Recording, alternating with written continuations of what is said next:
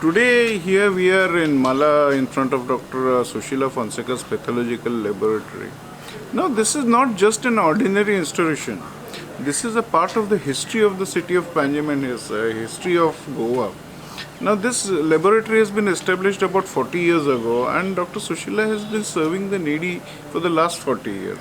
In the today's corporate culture of medicine, where medicine has become a booming industry, you can still see and appreciate the beauty and the simplicity of this whole operation. So now we'll get to know Dr. Sushila Fonseca better in the interview.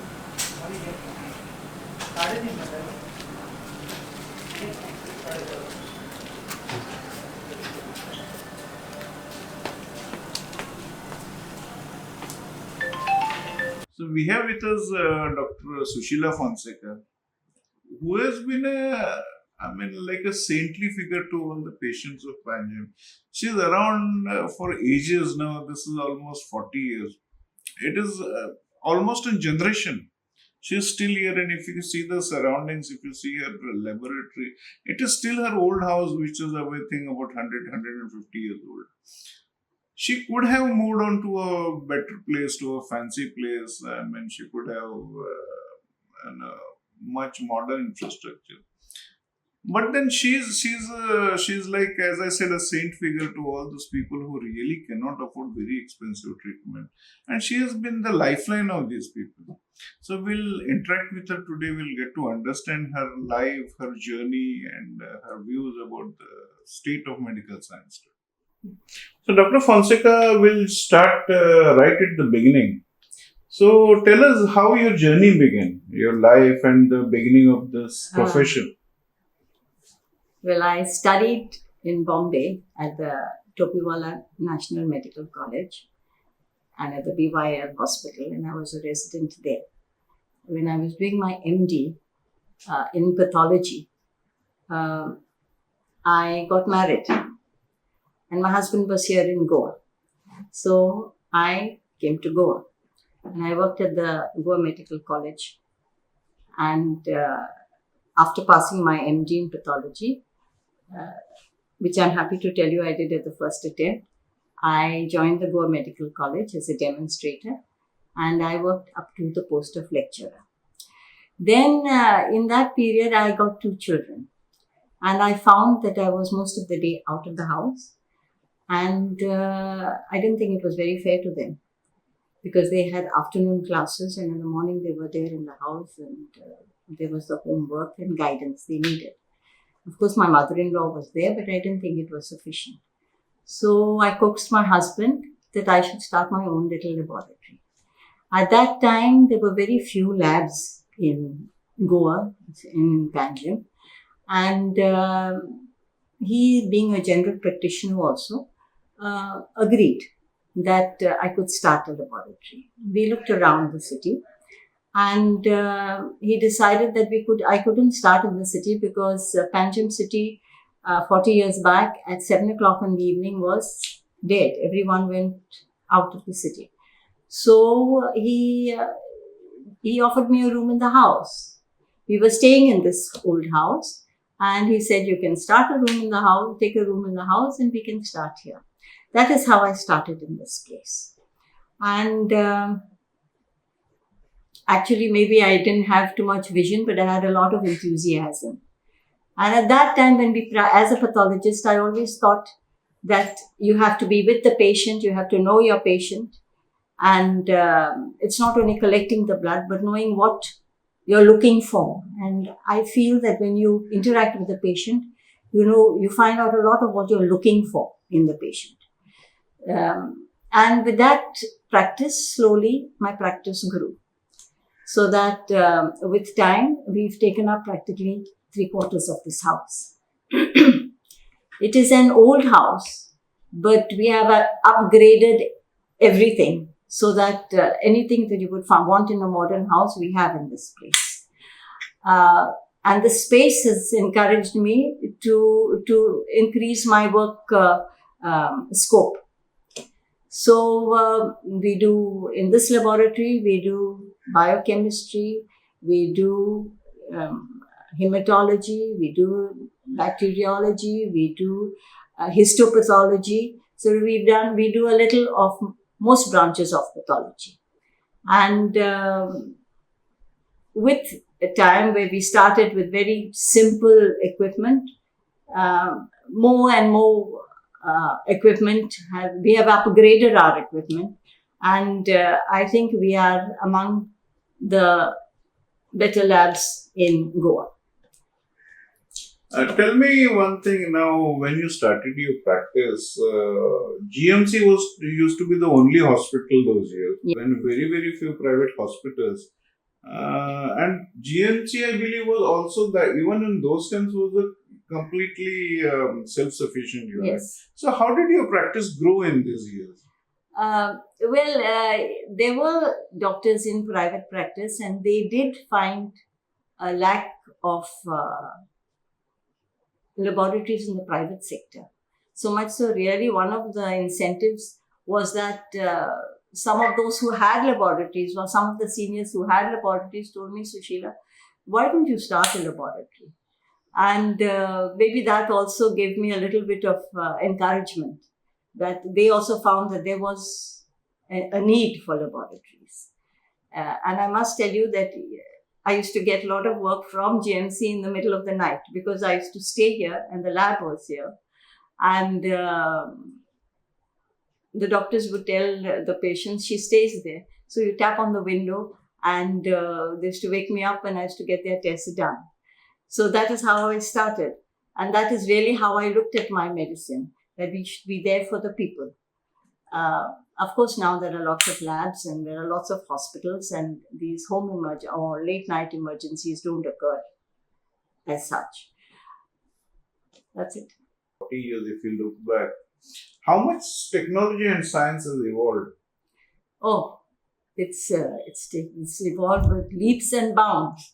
I kept these old tubes to show you all, because I don't think the new generation would understand.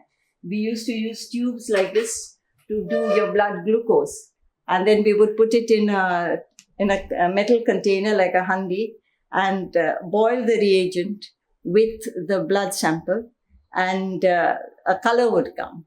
Then we would put the reagent in a tube like this and put another chemical, and then you got a color developing. And then that color we would estimate in what we call a photometer. Put it in a tube like this and put it into the photometer. So now then the quantity of blood that we would collect would be admirable, because we would be collecting in glass syringes, which we would have to sterilize by boiling. The glass syringes, okay, there were 5 ml and there were 10 and 20 ml. And on occasion for a blood culture, we would even go up to 50 ml. So nowadays, we don't require so much blood. With 5 ml and 2 ml and max 10 ml, we would collect blood. And we don't even use syringes nowadays. Now we collect blood or in the syringe or directly in a vacutainer, which we stick into a needle which is put into the vein. But the amount of blood sample we need is very small. And when we work with very minimal amount of blood. Okay, very minimal amount of blood is needed, which is a great plus. Then we would put the blood. We had to prepare the anticoagulant ourselves and put it into little bulbs like this. We had to prepare the anticoagulant so the blood wouldn't clot ourselves. Then we had to put it into these bulbs and dry them, and then only we could use for the blood sample. Nowadays, thereafter these bulbs came, ready-made bulbs came. And nowadays, we get these ready-made ones, which we stick directly into the machine, and the machine does the job. Now you have fully automated and semi-automated machines, which once you have entered what tests you want, the machine and you have entered the reagents, the machine does the whole job of mixing the reagents, of incubating the reagents, of taking the reading and giving you the result. You have to standardize the machine properly. That is the only glitch that can occur. If your machine is not well standardized, if your reagents aren't checked regularly, then you can have a problem. So, as you were asking me, why do we go from basic things which would not be so costly to more expensive things? Mainly because the time is saved, you're more sure of accuracy. But I am of the firm belief, even the machines are dependent on the human being behind it. So it's important the human being behind knows what he or she is doing.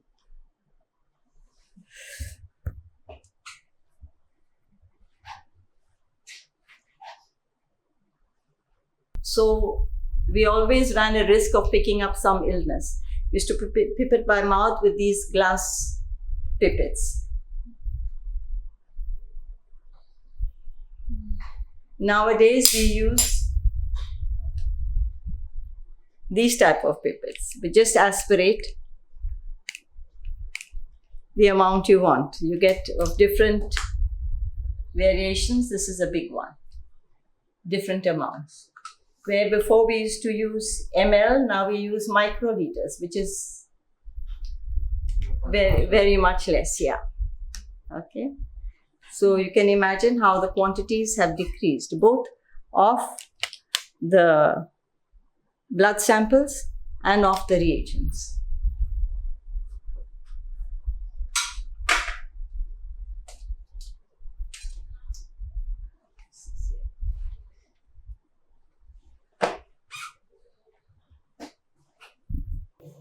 In this part of the lab, we do our hematology. We have the hematology instruments. We have our electrolyte instrument. We have our microscopes. We do our biochemistry and a bit of histopathology. We do our staining on this side. And now it's no longer typewriters, but we have the computers. Ma'am, now if you look back, there is one problem which has been around for ages, which is financial disparity. Now, pathological laboratory is one thing which requires inputs and very expensive inputs at times. But then there are patients who really, find it difficult to bear the cost of it. So where do you strike a balance and how do you strike a balance? Yeah, you see, it's a two-edged sword.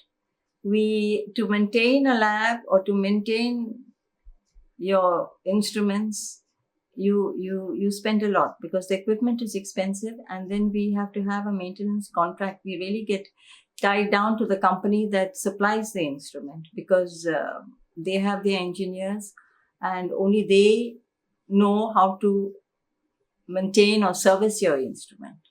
So that contract can be heavy many times. Then now the new fashion has started, even the reagents they lock in. So you cannot use reagents from another company because with all this high-tech sensors and all, the instrument will only accept the reagents of that company. This is the latest lock-in that they have introduced. Practically all the companies have started that. So it becomes very difficult for a person running a laboratory to manage really financially, and that is what a great regret I have, that the doctors are never trained how to manage financially. Now, many of the bigger institutions have what they call management business managers, and they have converted it into a business thing, which I'm not very happy with. But that is the inevitable part of equipment being so sophisticated and so expensive. My solution to this is only that the government could have better facilities for the public so that people are not forced to go to the private sector. That is the only solution I can see. from a humble beginning, now it has become a massive industry. That is the word, industry. It has become an industry. We never looked at medicine as an industry. It has become an industry. It has become a consumer product. All these things we never had before. In fact, I would like to tell you, when I started, I went to the Directorate of Health and asked them, do I need to apply for a license? And they told me, Madam, you have got your degree. You are registered with the Goa Medical Council. You don't need any more licenses. But now we need 3 licenses. We need the Goa Board Pollution License. We need the license from the DHS. And we need our Goa Medical License. This thing. So the whole scenario has changed. And also we are registered as a consumer in the consumer forum. So you have the patient-doctor relationship being changed with so much of regulation, so that doctors also are practicing a defensive medicine. And like you say, pathology tests can be expensive, yes, but the doctors sometimes are forced to ask for tests because otherwise the patient will question if something goes wrong. So it is a defensive medicine, and it is a social change that we are facing.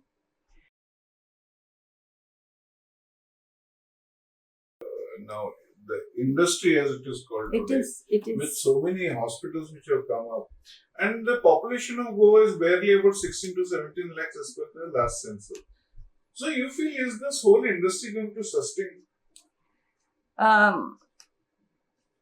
It depends who is financing, because like you said, people are looking at it as an industry, and the corporates come in, it becomes an industry, and then the little people like me will be flooded out. Correct, but then again, let us say with the population of just mere 17 lakhs, and again, let us say with basic hygiene in place, Goa is becoming a much better place to live in. So the illnesses and the contagious diseases have come down. So you think whoever need to visit these hospitals, how is it going to impact them financially? My only solution is have better facilities at the government level. If they had a good service in place that is enough for all the patients, or for all the Goans, I think this problem would be partially solved, or more than partially solved. And now, if you look at your own particular division of medicine, that is pathology, again that also is evolved to a huge level. But again, the cost constraint is also fiercely controlling everything. So, what do you think is the future of pathology in Goa, especially? See, we need pathology. The doctor cannot work miracles unless he has some proof of what is happening to the patient. We have the knowledge. We know that you can find this in the blood, examining the blood, the urine, the stools. So the doctor is bound to ask for tests. So pathology will exist, will remain, and really pathology is the backbone of medicine. The doctor may have knowledge, but he may not, unless he has some values, he cannot function. So really the backbone of medicine is pathology. Only thing, we are quiet and we don't face the patient so much as the physician does. But so pathology will always remain. Question of costs is another problem. So tell us about now, and just to brief up the story, tell us about the major changes which you feel have come in this last 40 years since you started your practicing. And now the people themselves have changed. People, before, when they went for a blood test, it was like a big ojap, You went for a blood test, you're so sick, and they came for a blood test only when they were very sick. Now, people have understood that prevention is better than cure. So you have people who will come regularly for their blood tests. They are the basic ones, their blood sugars or their lipid profile. Some people will come for their liver tests, because once they know what is not ticking well with them, they will come for those tests. So really society has changed in that they know that prevention is better than cure. They are health conscious. And the other part with people is they read a lot on Google. So that creates a problem for doctors, because sometimes the patient come with some ideas which they picked up from Google. But definitely people are more pro-health conscious.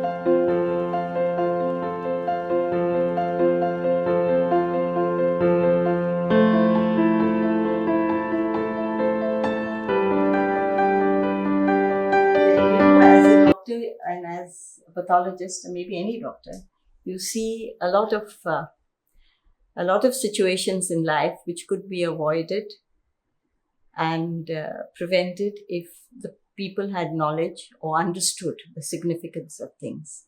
Because especially the youth or young people don't realize the significance of their actions.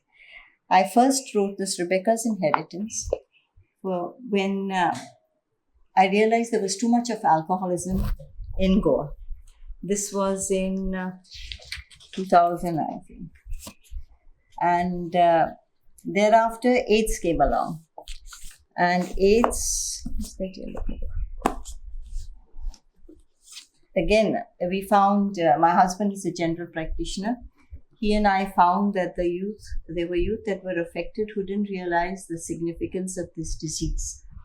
So I wrote this book, and together with that, I wrote this one, which is also dealing with AIDS as how it can occur in a family or in a family situation. And I'm happy to tell you that I had a couple of people who read and who came back and said to me, "Oh, we didn't realize it could happen like this." So I was very happy with that. Then the bug got me to write. So I wrote this one. This one is about equality among humans. It's a novel, but I hope I have transmitted this idea. Then I wrote this one, which is good health practices for the family. It's simple for anyone to browse through and get ideas on how to maintain good health. Then this one is Know Your Fever. You see, because I know people who just start getting fever and rush to the doctor, and the doctor can't help them without too many symptoms. So this is sort of explaining how you manage a case of fever and why the doctor asks for what tests or whatever he asks for. Then I think the writing bug got me. And this one is a novel, but deals with drugs in Goa especially. It's so easy for a young person to get involved in drugs without him realizing he's getting dragged into a situation which is difficult to get out of.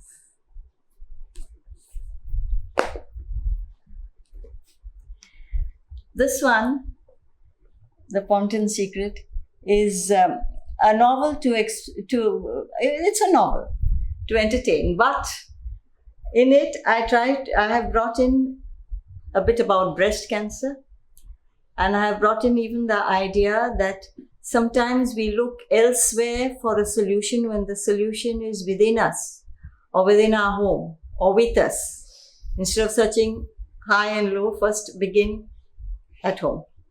But there's a few tips or a few ideas on breast cancer which I have brought in.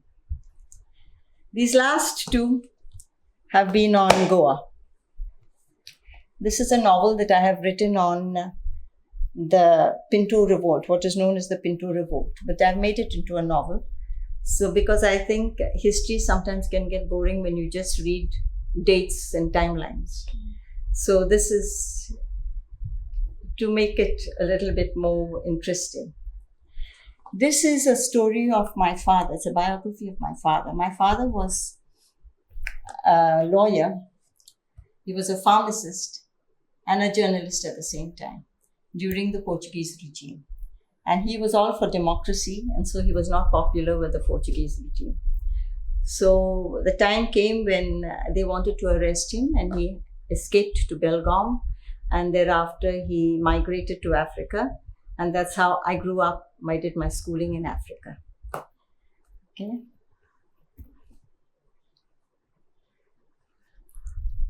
And So this was Dr. Sushila Fonseca with us, a true daughter of Goa who spent her life serving Goa and Goans. And she considered medical science as a mission in her life. And it was never a source of profiteering, or there was no ounce of any corporate culture in it. So we thank you, Dr. Fonseca, on behalf of our channel and on behalf of all the patients to whom you have helped, who have lived a better life because of you and your expertise. Thank you. Thank you very much. thank you very much.